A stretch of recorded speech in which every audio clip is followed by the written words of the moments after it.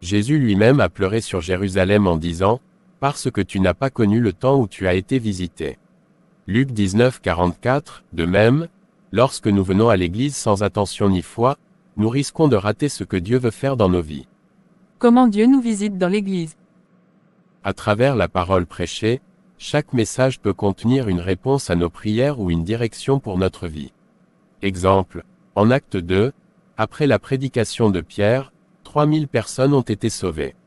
Dans la louange et l'adoration, lorsque nous nous connectons sincèrement à Dieu, il se manifeste.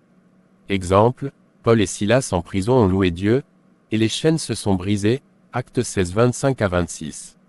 Par la communion fraternelle, Dieu utilise les frères et sœurs pour nous encourager et nous édifier. Hébreux 10, 25 nous exhorte à ne pas abandonner nos assemblées. La distraction, être à l'église mais absorbé par son téléphone ou des pensées futiles. La routine, venir par habitude sans attente spirituelle.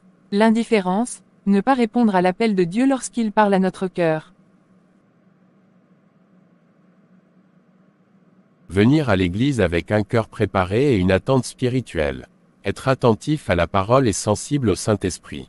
S'impliquer activement dans la louange, l'adoration et la prière. Répondre à l'appel de Dieu immédiatement, sans remettre à plus tard. Chaque culte est une opportunité divine. Dieu est prêt à visiter ceux qui le cherchent avec sincérité.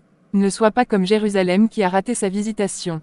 Quand tu entres dans l'église, viens avec foi et dis, « Seigneur, je ne veux pas manquer ce que tu as prévu pour moi aujourd'hui. »